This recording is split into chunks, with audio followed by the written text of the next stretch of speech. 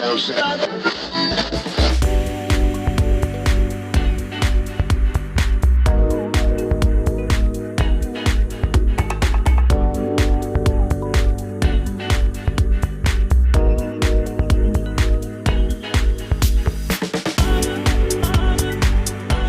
going, everyone, and welcome. I'm CS Chandler here for another take of Nuggets basketball on CS 105.1, where I talk about sports with good vibes. Been a while. Been off for a little couple days. Been on vacation. What'd I miss? Anything big? Any big wins in the Nugget realm? Oh, that's right. They got the big win against the Sixers. Go Nuggets. Woo! No Embiid, once again, ducking the Denver games. Hasn't played since 2019, and got the Sixers all yelling at each other in the back locker room. Like, let's freaking go. 35-point win against the Sixers. Biggest win of the Nuggets season so far. Amazing. On a 3-game winning streak heading into tonight, where the Nuggets took on the Kings, the Sacramento Kings, who also were on a 3-game winning streak. One was going to lose their winning streak tonight, and this same thing happened with the Rockets. Right? We were both on a 4-game winning streak, and one had to lose. Luckily, this time it was in favor of the Nuggets. Let's freaking go! So. First, before the even game started, we got the great news that, the obvious news, let's just point that out right now, obvious news that Jokić was once again named an All-Star. I will be at the practice game for that. I'm going to try to go live on that, so make sure you keep the date of February 15th. I'm going to go live then at the All-Star game where Jokić will be playing. So I'll be seeing my man Jokić once again. I'll see him again at the end of the season. I'm going to the fan appreciation game, last home game of the season. So, great things coming up here. But, just amazing that Jokić consistently is making the All-Star team, though I know he would actually rather not be on the All-Star team. He wants a break. As he even said at the end of tonight's game, he thanked the fans, us fans, for voting him to not take a break.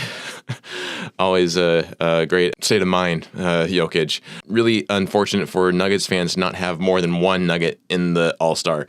Hopefully one of the reserves will be a Nugget. I don't know. I actually voted mostly all for Nuggets. The only one I couldn't vote for, unfortunately, this time around was just Jamal Murray. And that's only because he's missed several games. Plus, he started off not so well. So if we had started voting like this month, I would 100% voted for Jamal Murray. But he needs to start that good at the beginning of the season for more people to vote for him for All-Star. So I didn't vote for him, but I did vote for Steph Curry because Steph Curry is an amazing person. He's an amazing ball player. I have so much respect for Steph Curry, even though I don't have a lot of respect for the Warriors, or at least more or less the Warriors fans. And a little bit of Steve Kerr, though, 4 championships, you got to have respect for that. So, but I voted for mainly all Nuggets players. On the Eastern side, we had Karl Anthony Towns, Cat, along with Jalen Brunson, 2 Knicks in the starting lineup for the Eastern Conference. Let's go Orange and Blue Skies, man. So happy to see them. I also voted for Mitchell because, he's on number 1 seed. He's been playing really good ball. I couldn't help it. And plus, I didn't really care about anyone else on the Eastern side, so I voted for him. And there was a couple of times where I voted for Kobe White because I do love me some Kobe White. Chicago Bulls, my heart's always going to be with Chicago Bulls, even when they're sucking like they are right now. So, and then the obvious ones of Giannis and Jason Tatum. So, really exciting things to check out the All-Star game. I know the All-Star game is usually kind of low energy because there's no motivation for the players like it used to be with like when MJ used to play. And I just really wish that they would make the All-Star game at the end of the season. I think that would be a little bit more pizzazz there, or you could actually base it off of the entire season rather than just half the season how well someone played. So, but definitely going to be excited to see the new rules and the new kind of setup for it. So it'll be interesting. But tonight. So, again, they were facing the Sacramento Kings for the 44th game of the Nuggets regular season. And the second matchup against the Kings, first one was in Sacramento, and now we're in Denver. And then they're going to play the one more time in Denver, I believe, next month or March, I think it is, actually. And then their last matchup will be in April in Sacramento. So the team this time around was in full health. The starters were the usual suspects right now, the latest lineup that Malone's been going with Nikola Jokić, Christian Brown, Michael Porter Jr., Russell Westbrook, and Jamal Murray. AG once again playing off the bench. And, real quick, I really want to shout out to Aaron Gordon. He is 100% Mr. Nugget. The fact that he even spoke to Malone saying, we're winning right now with this lineup. Even when I'm 100%, if you need to keep me on the bench, I'm fine with that. Like, such a selfless player, and I love that about Aaron Gordon. He is 100% just a team player right now. Him and Jokić, man, gotta have respect for them. I just really hope that Aaron Gordon stays a Nugget for the rest of his career. Stays in Denver, because man, he's a truly amazing athlete and sportsmanship and just overall player. So really loved that. So he played off the bench. The Nuggets were wearing their fast break blues jerseys. Kings were wearing their white jerseys. And the final score, 132 to 123. Let's go, Nuggets Nation. Win for the mile high. Let's freaking go. Amazing game. Nuggets played amazing 3 quarters. We'll get to the fourth quarter this time around. Wasn't so great, but we'll get into it. So let's break down this game. The Nuggets started off controlling the tip as Jamal Murray got fouled right away, went to the line and made 1 of 2. It was not like you were great. You were excited that they got the tip, but then Jamal Murray only made 1 of 2, which is unusual because normally he's one of our best free throw shooters. And to only do 1 of 2 right off the bat, it was like, oh, God, please don't let that be the start of our downhill decline there. And then also I would like to point out, too, before I go further, this was the second game of a back-to-back for the Sacramento Kings. They had just won against Golden State, and then they flew and they got into Denver at 4 o'clock in the morning. So fatigue was already with them. Plus the fact that they're playing at high altitude. This is all going to come together at the end of this review, or this breakdown. But this also goes back to last season. There was a back-to-back for the Sacramento Kings that they came to Denver on that second game of that back-to-back. The first game, they had lost in overtime against the Suns, so they were drained, and yet they came to Denver and beat the shit out of us. Like, no joke. They actually, I think, won by almost 30 points against us, even though they were coming off of a second end of a back-to-back and we had a break. So, this is a team that does not quit, and it's very frustrating to face against, and tonight was no exception. There was a quick ball movement led to CB's dunk to get an early lead in the first quarter here, though the Kings kept pace, tying the game several times and leading to Malone to call the first timeout. Even though we were up, he just didn't like the way that he was seeing some things happen, and so he called the timeout. The Kings then challenged a foul on Sabonis to Brody, which ended up being successful, though the foul was still there. It was then moved from Sabonis to Monk. Obviously, I'm sure they wanted no foul at all, but it works better in their favor if Monk gets another foul rather than Sabonis, because Sabonis is pivotal to their success, and they need him in the game at all times. He has fouled out several times because he is a very aggressive player and he's very strong.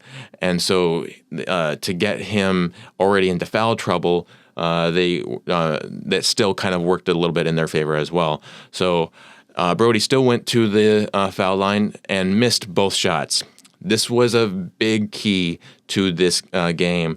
The Nuggets struggled with free throws the entire game. It was a horrible free throw game for them, and they still managed to eke out a win. So after gaining a narrow lead, the Nuggets went on a decisive run, capped by a stunning half-court assist from Jokić to Piwat. It was amazing. Just Jokić doing Jokić things. He loves to throw those long balls. Threw it to Piwat for an amazing jam, pushing the lead up to 10. Despite some late errors, Denver maintained control and taking the first 40-31. Second quarter saw the Kings start off with a turnover, setting the tone for the Nuggets' dominance. Piwat made it a block, and then another on the other end got fouled and made one of two free throws. Again, free throws an issue in this game. Followed by, though, made three from Murray. Strother, though, got sloppy with the control of the ball, lost it, and then it actually ended up tying it up with the Kings, who got bailed out with a timeout. Strother was trying to get that jump ball, but ended up getting a timeout for the Kings. And out of that timeout, the Nuggets managed to get a turnover out of it, and a behind the back assist from Piwat to AG for a jam, also hitting the 51st mark, which was awesome. It was an amazing play by Piwat. We Nuggets Nation have not really seen him do a behind the back pass, so that was pretty cool. Murray added a three, and Brody capitalized on a Piwat save for another triple. It was amazing because CB threw an air ball from the arc area. It didn't go anywhere. Obviously, it went to three, but before it actually touched the ground, Piwat was able to save it, tossed it over to a blue jersey. That blue jersey just happened to be Brody, who then sunk it in for a three. It was an amazing play, extending the lead to 20. Then Jokić got a third foul called on him, which Malone challenged, though it was unsuccessful, and would force Malone to actually end the quarter with DJ instead, which is unusual because normally Jokić will finish the second or the first half, but DJ actually ended up, and it didn't go as horrible as you think. Still maintained control. Denver won the quarter 34-21, heading into the half up 74-52, so a 22-point lead in the half. The third quarter then opened with a strong 7-0 run by the Kings, cutting the Nuggets lead down to 15 before CB answered with a three for the first Nuggets points of the second half. Despite a series of turnovers and steals from both sides, CB capitalized on a steal to stabilize Denver's momentum. The Kings continued to push, though, trimming the lead to 13, but the Nuggets extended it back to 18, including Jokić getting, yes, another triple-double before timeout.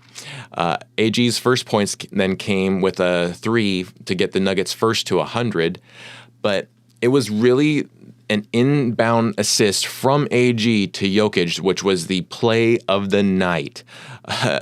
AG assists with 1.3 seconds left on the clock, mind you, in the third quarter.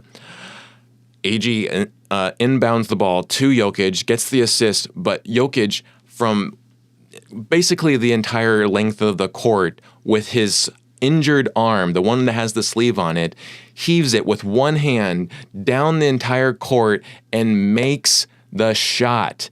A buzzer beater. Get out of here. I lost my mind. It was just unbelievable.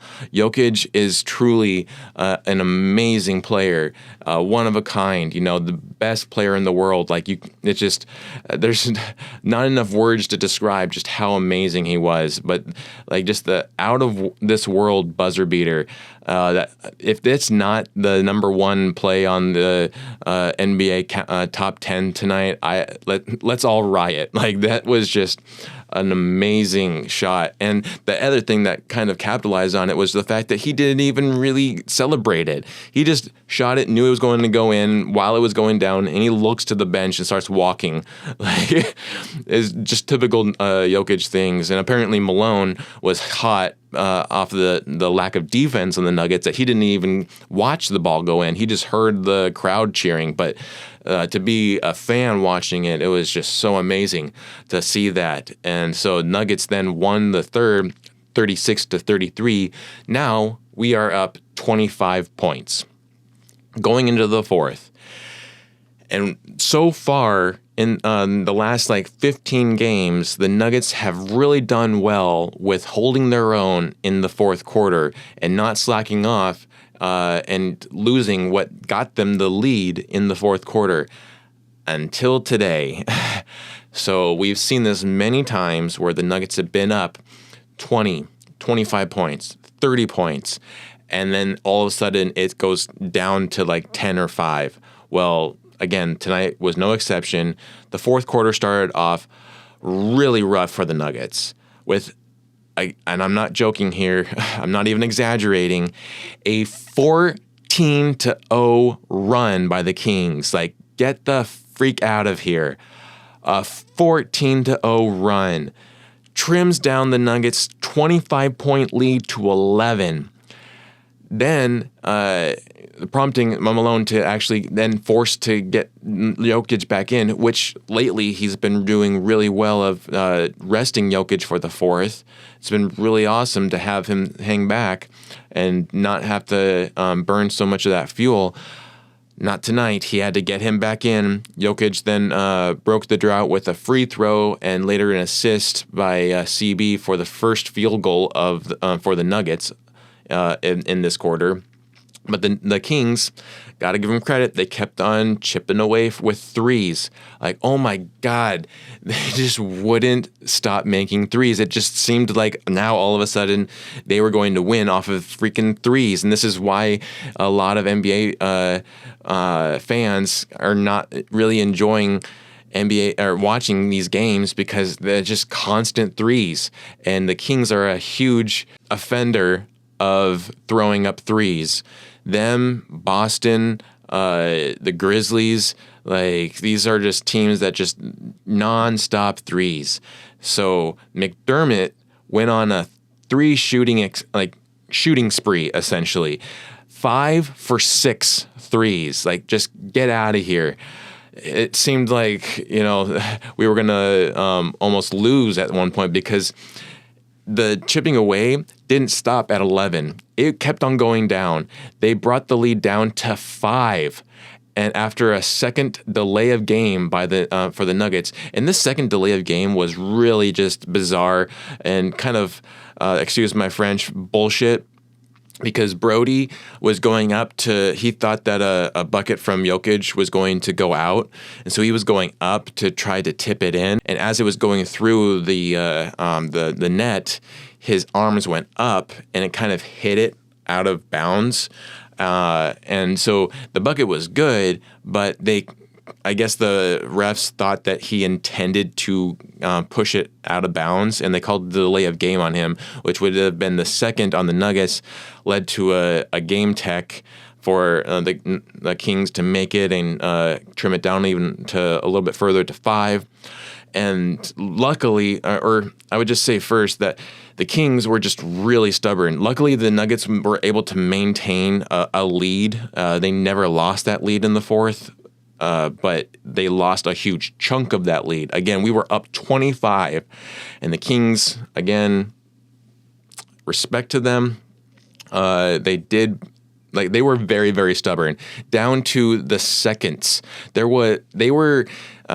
Nuggets were able to get a 9-point lead back with 15 seconds left, and the Kings still acted as if they had a chance to win. With 15 seconds, they were still playing hard. On a second game of a back-to-back, like most teams at that point would have given up. They would have been like, okay, this one's done. Like, let's save our energy for the next game. And yet the Kings are playing hard down to the 15th second left in the fourth quarter, down 9 points. Like, there is no way, despite the amount of threes that you've made, that you can win this game. We have never seen anyone win a game in 15 seconds down 9 points. And the Kings, you were no exception to this rule. You did not win, and this showed. And so now you just burned up your energy for nothing.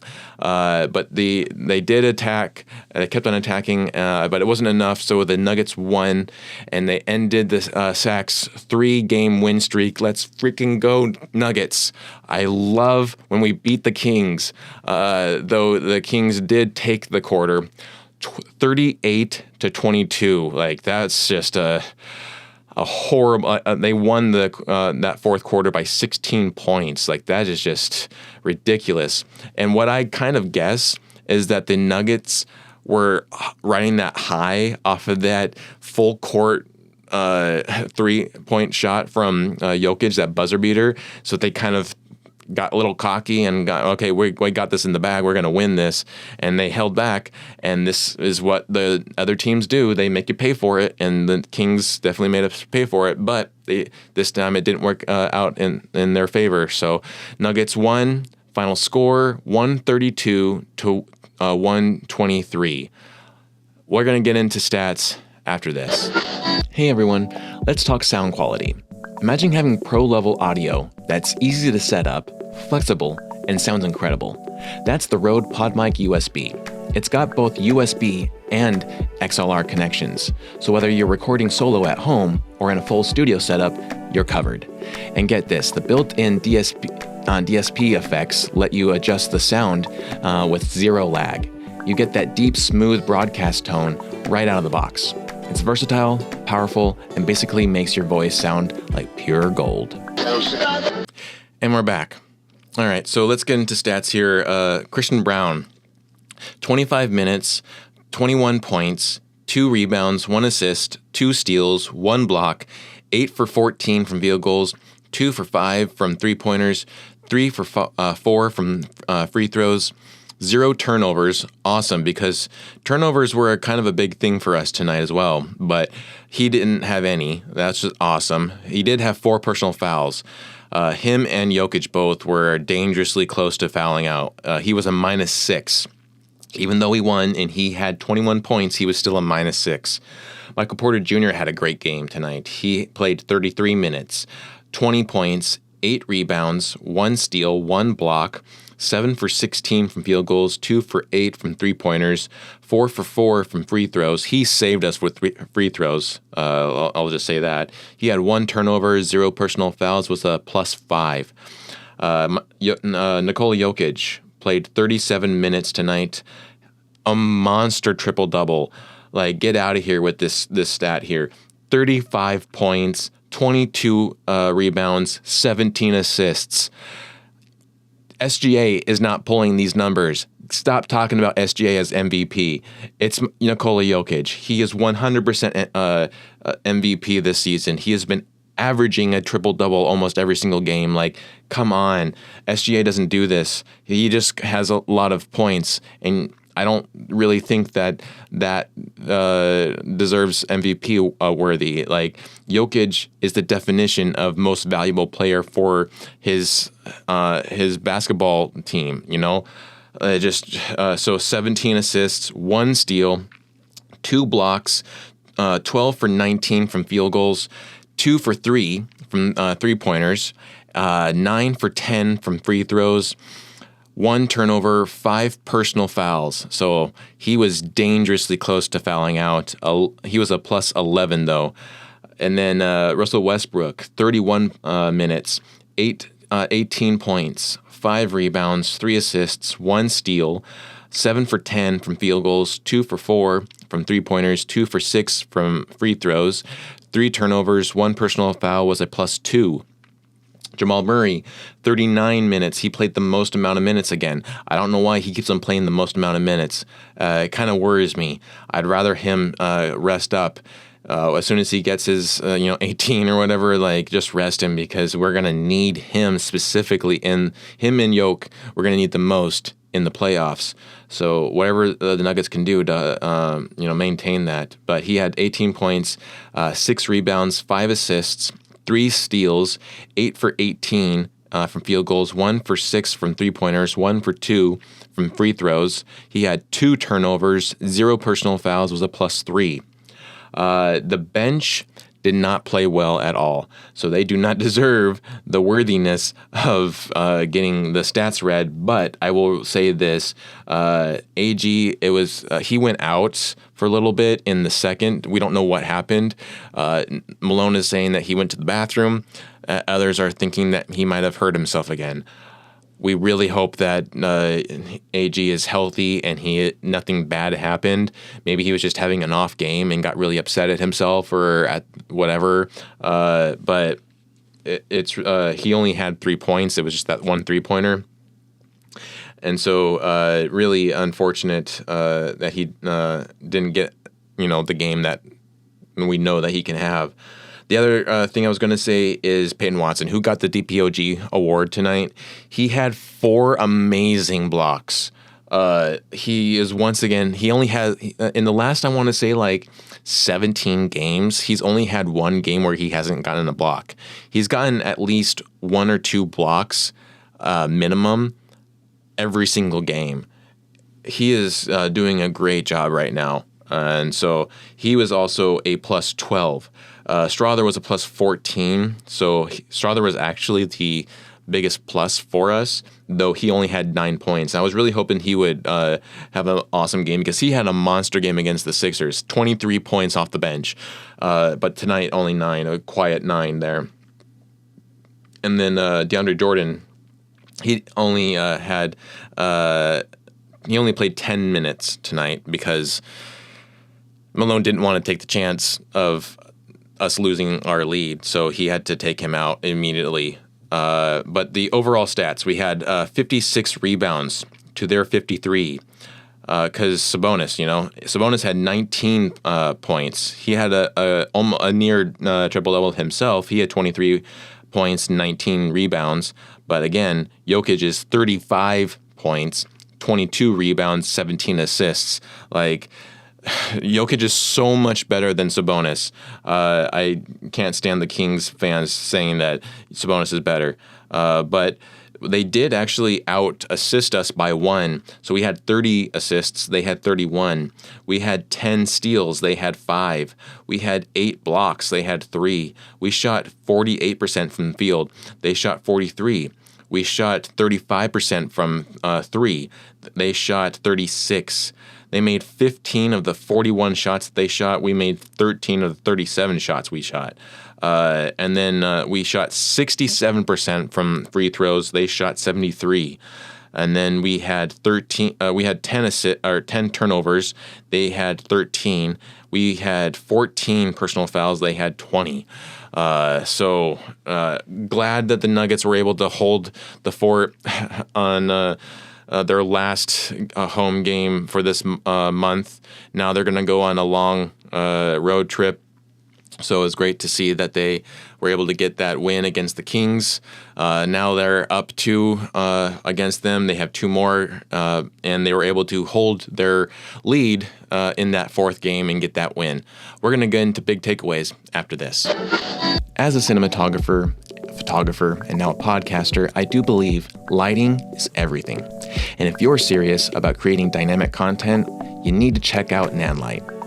They're all about precision and control. Whether it's soft, natural lighting, or vibrant colors, Nanlite gives you full flexibility to set the mood for any scene.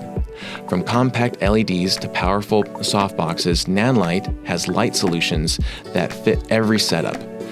It's ideal for photographers, like myself, videographers, like myself, and creators who want to pro-grade quality right out on their fingertips. With Nanlite, you're lighting like a pro every time. And we're back. All right, so big takeaways. The Nuggets dominated this game for 3 quarters, but give the Kings credit. They did this last season again, like I said before, a second game off of a back-to-back, coming off of OT loss to the Suns, came to Denver and dominated the Nuggets. I think us as Nuggets, we tend to get a little cocky about the altitude. And so it always gets us upset when, at least it gets me upset when we lose games, especially to teams that should be outwinded, and yet they outplay us in our own home. And so the Kings did this last season, and yet again, they have amazing stamina to come off of a second game of a back-to-back and take it to the Nuggets in the fourth quarter. Normally, the fourth quarter is where a lot of teams start to fall apart in Denver because the altitude is really getting to them by that fourth quarter. They're a lot more winded, but got to give it to the credit to the Kings where it's due. They managed to almost steal this win from us. Again, this season, they're coming off of, another back-to-back off of a win against the Warriors, and managed to take the Nuggets' 25-point lead and get it down to as little as 5. They basically went on a 20 to, I would say, 20 to maybe 5 run to be able to cut it down to 5. It's just, I got to give them credit for that. They played hard. They complain a lot. I think that Sacramento is one of the biggest complaining cities of all time. It extends beyond the court, but I will give them credit that as much as that city complains, they never give up, much like the Nuggets, though the Nuggets don't complain. So we'll give them that. They definitely still keep fighting, despite the amount of complaining that they do, and having Mike Brown no longer their coach hasn't changed anything. They still complain enough. Even Doug Christie complains. So, but we still got the win, and Nuggets have been playing very well. The amount of games that they've been able to play lately that allowed many of the starters to rest the fourth quarter is great. We always knew that wasn't going to last, and players have bad games. So it was expected for the Nuggets bench to have a poor game. Luckily for the Nuggets, they managed to still get a win at this time, because several times we have managed to play an amazing first 3 quarters and then lose the game in the fourth quarter. Again, we would be up by 21 or 30 or whatever, and we would lose in the fourth quarter specifically. It happened twice, very close to each other last season, with that big 21-point lead against the Spurs that ended up with Wemby going on a 17-point run to take the game from us. And then in that 7th game of the second round in the playoffs, where the Timberwolves took our 20-point lead and then ended up winning by 8.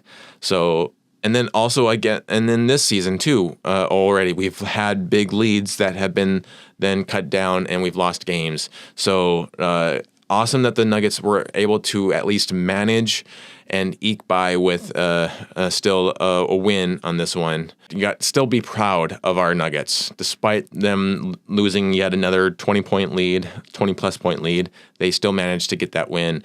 And now they're at a great win-loss ratio. This is the 28th win, I believe, for the Nuggets. And so what does this mean for the Nuggets, this win? Again, it's the 28th. So they're 28-16. We are a 636 percentage, and we are now a game and a half behind second place, or second seed in the West. The Rockets, they lost a game, so that brought them closer to us, which is awesome. And Memphis now is also winning. They are on a 4-game winning streak. We are on a 4-game winning streak. And so the great thing, too, is that the Houston Rockets have a really difficult road ahead. So that will hopefully they'll cause them to lose a couple more games and give us a little bit of an edge. though we are, I would say, still on a fairly difficult run ourselves, because our next game is going to be against the Timberwolves on Saturday. Our foe, our Western Conference foe that took us out of the title run in the playoffs last season, and still they have a win over us this season. We've only faced them once. It was our 5th game of the season, and we had gotten 2 wins, Nets and the Raptors, and then we went to go to Minnesota, ended our road trip there, and lost. Devastatedly lost against them in a game that we should have won. And so that was early on. Now, hopefully, the Nuggets will have learned against that, and we can get a win in Minnesota now. And then after that, I believe they go to, where is it? They go to New York, and then they go to play the Knicks for the second time and the last time, and hopefully this time they win and even up the score against the Knicks, though if the Knicks win, I'm not going to be as upset, because I do love my Knicks. And then they'll face the 76ers at the end of the month. So great, hopefully a great stretch here that we can build off of a winning streak. Awesome stuff there. And on the Eastern side, great thing that happened tonight was that the Celtics lost. You know me, I cannot stand the Celtics. I can't stand the Lakers either. But if I'm going to choose between the Lakers and the Celtics, I'm going to take the Lakers, and the Lakers won tonight, and they actually won big against the Celtics, which kind of makes you a little upset that so far the Rockets have been able to beat who was it? I think it was the Rockets, I think, that beat the Celtics, and then the Lakers beat the Celtics. So if those two can beat the Celtics, why can't the Nuggets beat the Celtics? Frustrating. But hopefully the Nuggets can beat the Celtics in Boston whenever we do that. But and so next game again is in Minnesota on Saturday. I believe it's going to be on ABC. So make sure that you tune in for that. Oh, and then on Monday we go to Chicago. So I think so that's it. We go to Minnesota, then we go to Chicago, then we go to New York, and then we go to Philly. So always love the games against the Bulls and the Knicks, my two other favorite teams.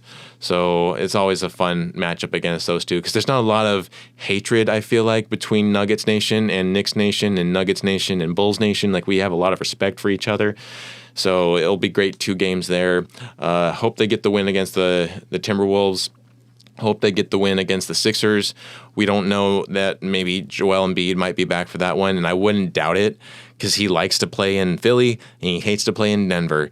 That's just Joel doing Embiid dirty tactics. So, but that's pretty much all I got for this episode. I hope you enjoyed it. If you did, please give it a like and subscribe. Share it out to your friends and family. And I'll be back on Saturday after the game for that retake of the Timberwolves Nuggets game. So you've been listening to CS 105.1, where I talk about sports with good vibes. We'll catch you later.